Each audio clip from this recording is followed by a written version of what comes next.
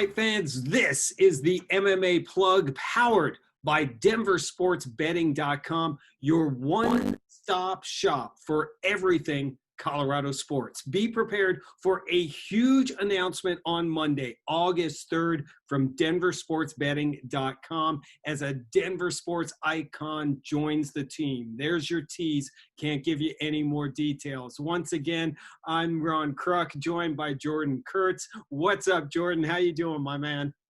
I'm doing great, Ron. How about yourself? I'm great, man. Up here at in South Dakota for the LFA's fourth event in 4 weeks. This time we got the lightweight title on the line, Jacob Rosales and Bryce Logan.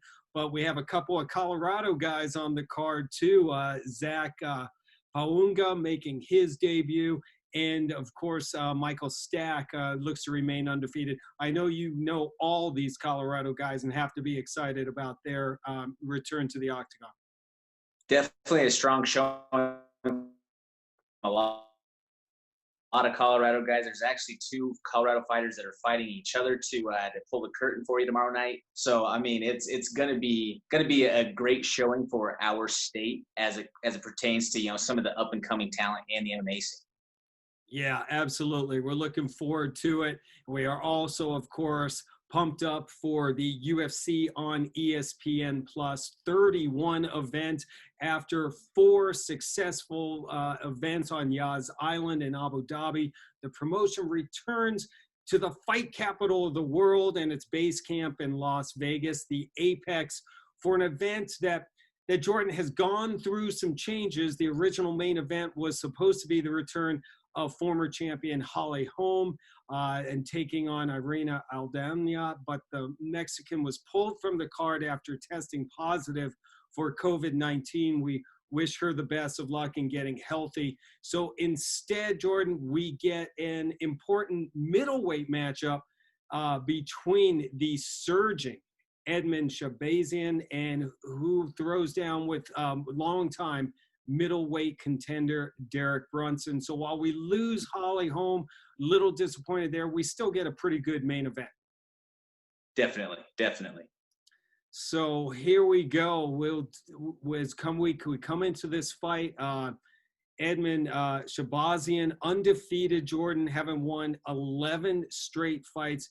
But he faces a veteran in Derek Brunson, who has 27 professional bouts on his resume, comes in with a 20-7 record. So current odds right now, Jordan, by DenverSportsBetting.com and BetRivers has Shahbazyan as the favorite. Right now, as of this recording, he comes in at a minus 325. That's lay 325 to 100. The comeback on the underdog, Jordan Brunson, is at plus 275.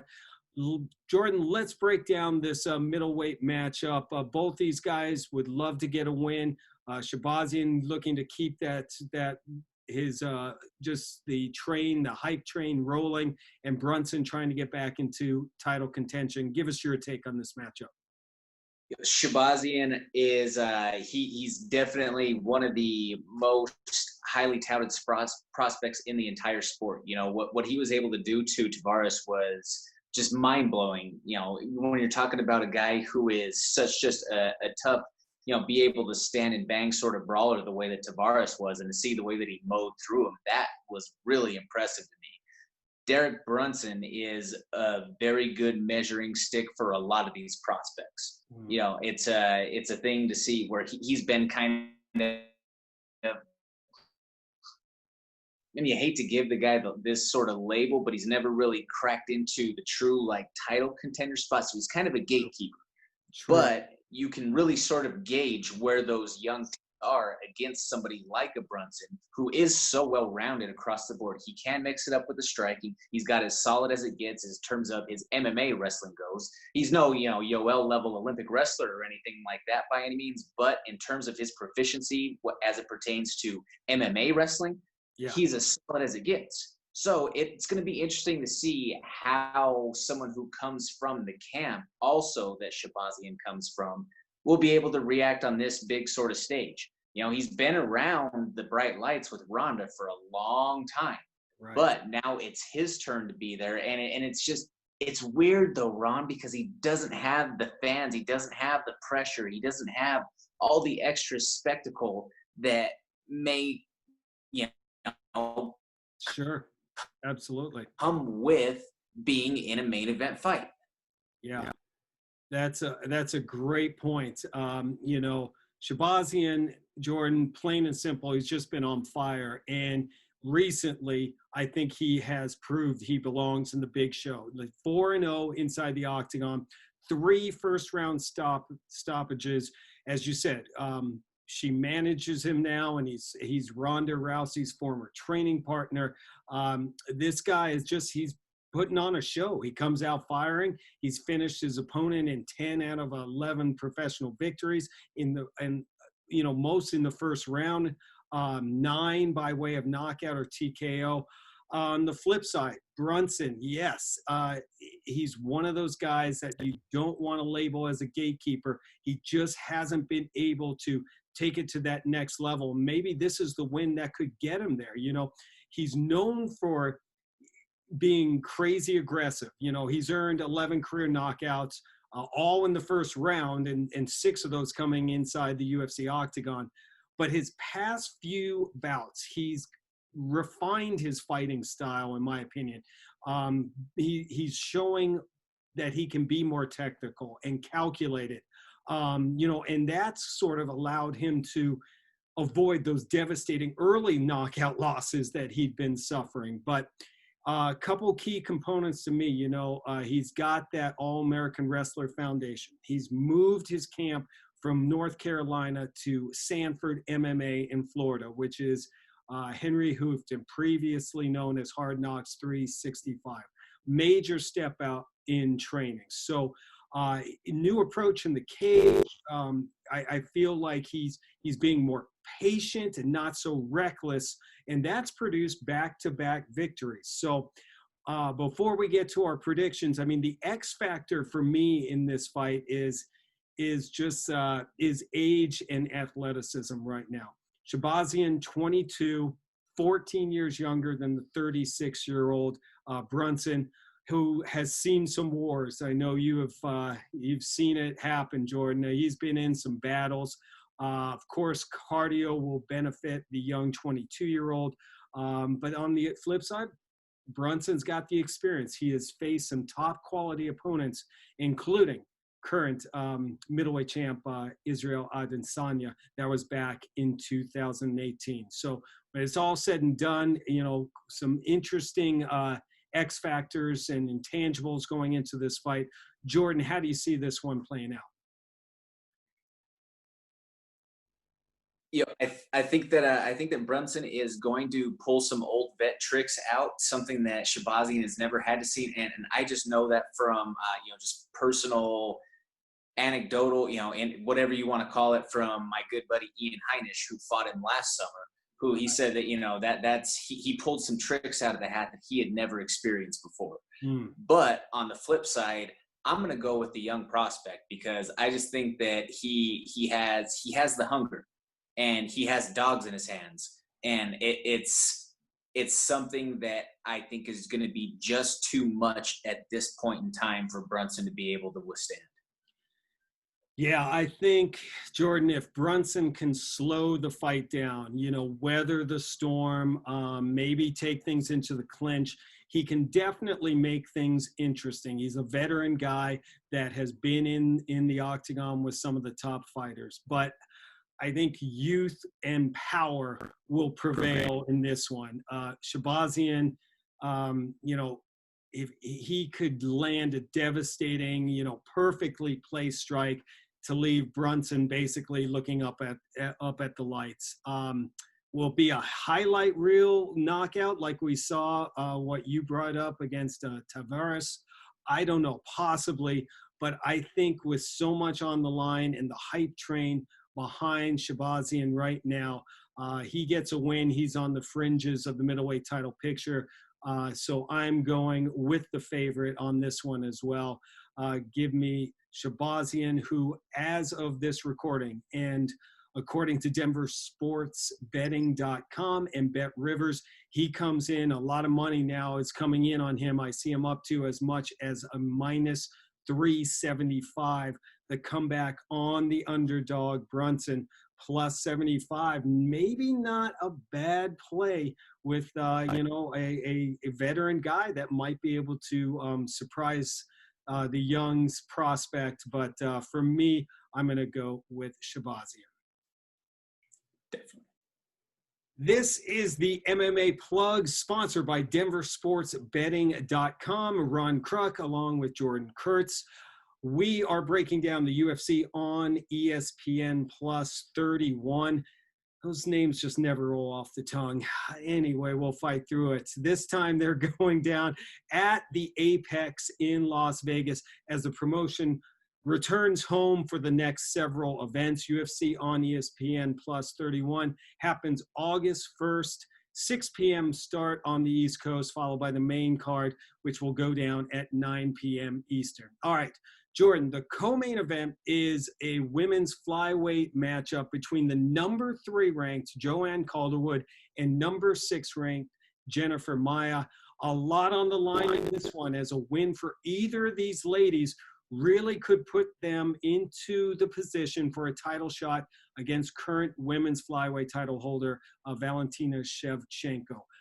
Jordan, big risk for Calderwood taking this fight on late notice. That really puts that title shot on the line if she was to stumble. She was set up for a strawweight title fight back in the day after she was coming off The Ultimate Fighter. I think that was back in 2015.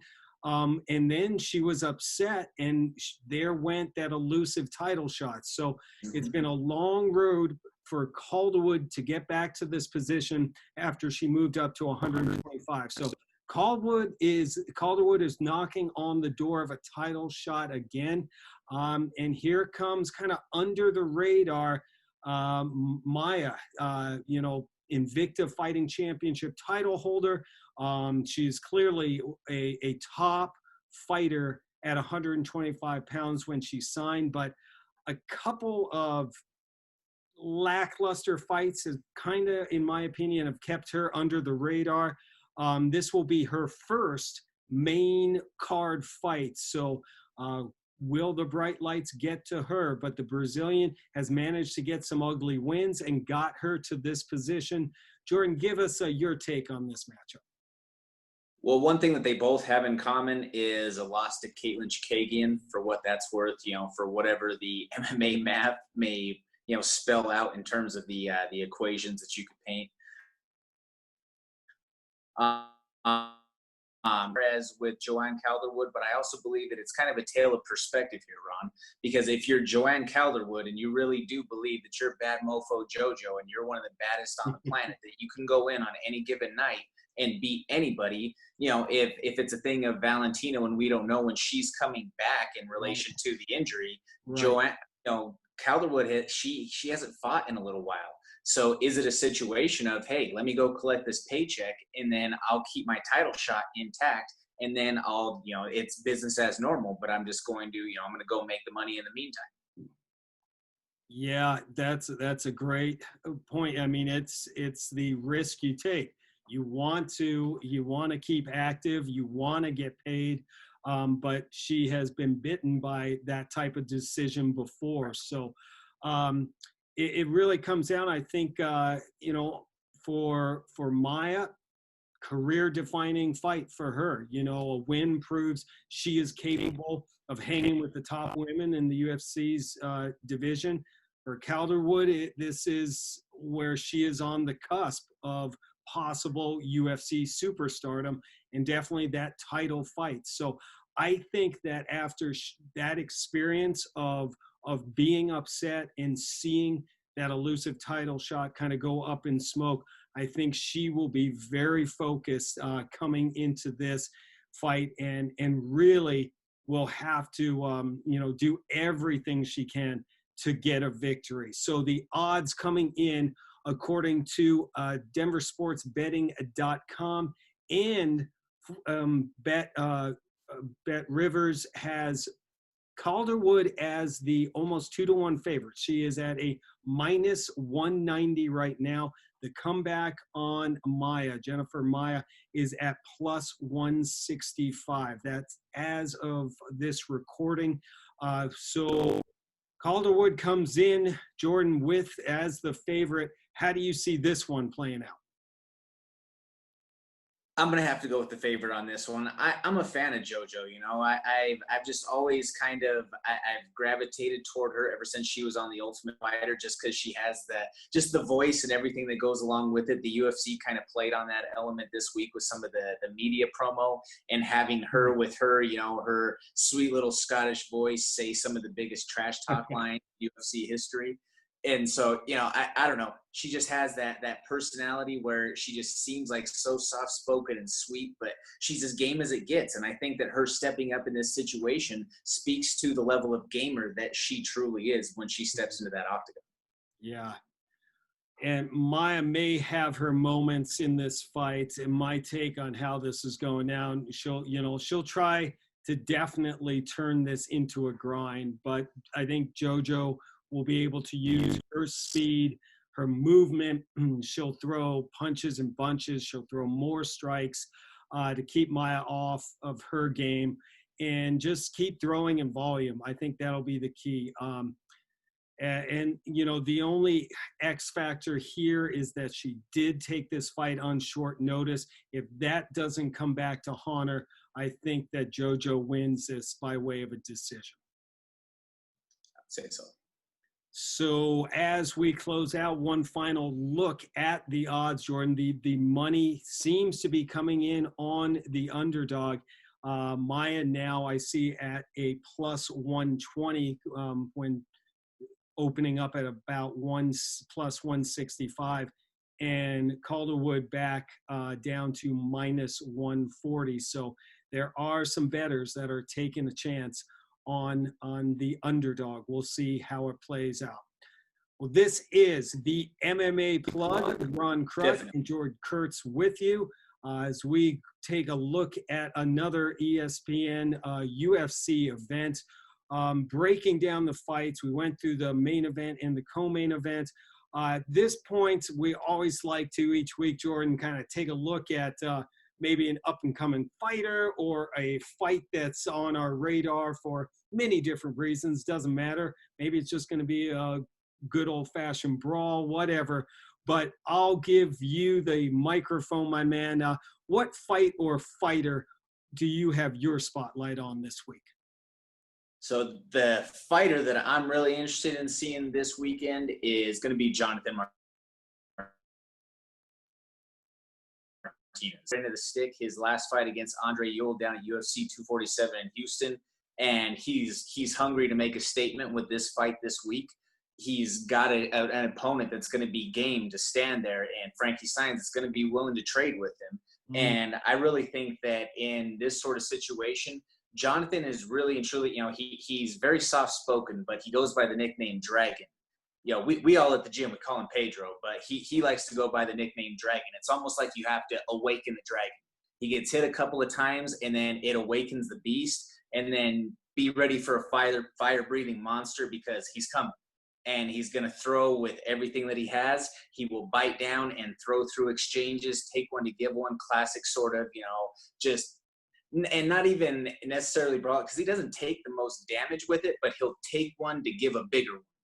You know, and then he'll bait you into his strengths, and don't be surprised if you see a big knee come into play on Saturday night. Interesting. Great choice, Jonathan Martinez. Current odds, according to denversportsbetting.com, has Jonathan Martinez. He does come in as the favorite, Jordan, minus 260 right now. And Frankie Saenz is down to a plus 220 as the underdog. I think that's a great take and a guy to keep an eye on. Martinez is very exciting and knows how to finish a fight. So my fight of the week going into the weekend, you know, we've seen some kind of out of the ordinary matchups in the UFC recently. Blame it on COVID, blame it on the layoff. I don't know. I mean, like last week's trilogy fight between Brazilian MMA pioneers Shogun Rua and Lil Nog. I thought it was fun. It was cool to see two legends go at it. But we've seen the UFC taking some different approaches.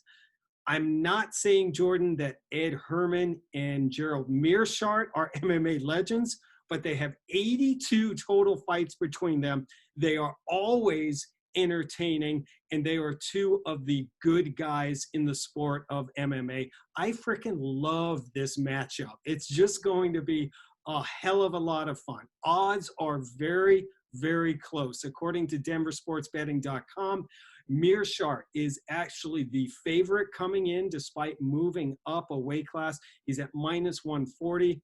The comeback on short fuse, Ed Herman, is plus 120. You know, Herman, part of the Ultimate Fighter in 2006, unbelievable, but he's riding his first win streak since 2012.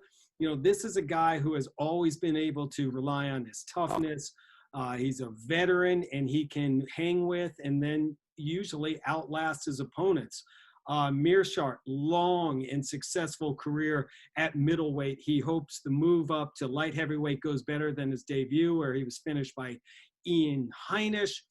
But this is a guy who loves to get dirty, make things sloppy. This is just going to be a gong show, and I'm all in. There's not much separating these two veterans.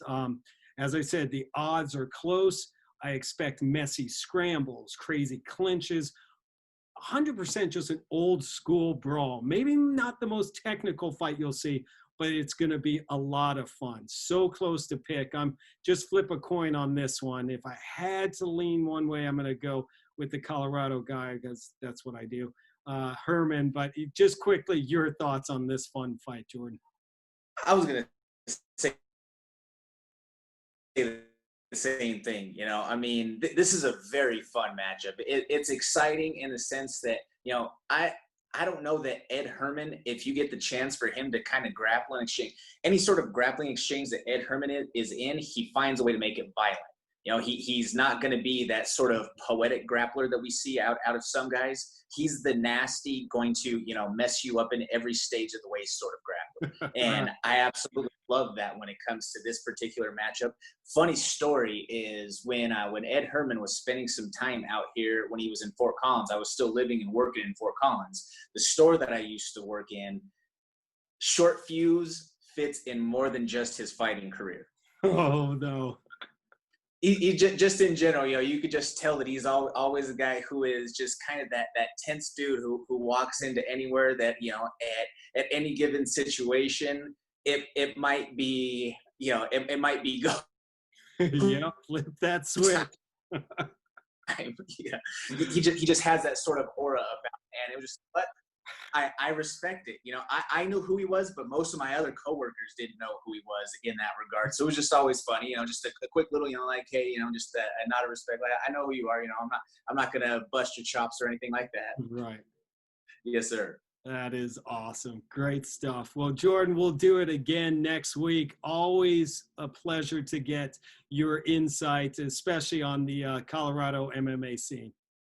Yes, sir. Also, I just want to throw a quick shout out to Chris El Guapo Gutierrez from Colorado, also going to be fighting on that ESPN card tomorrow night, or excuse me, on Saturday night for the UFC. He's, I believe, 10 guys who's ever had a leg kick TKO, and if he does it a second time, he's on the short list of only 2 guys in history to have ever accomplished that sort of feat. So, looking forward to seeing that matchup as well. I wonder if you could make a wager on that. I don't know, but you should check out DenverSportsBetting.com to see if you can. Jordan, great job, my man. Appreciate you. Absolutely. Thank you, Brian. Have a good one. All right. DenverSportsBetting.com sponsors the MMA Plug. Check back for more UFC event previews, breakdowns, MMA interviews, and a huge announcement going down Monday, August 3rd, about denversportsbetting.com and their new ambassador. It's, gotta wait. You're going to be impressed, though. Denver sports icon. For Jordan Kurtz, I'm Ron Kruck. We'll see you next time on the MMA Plug.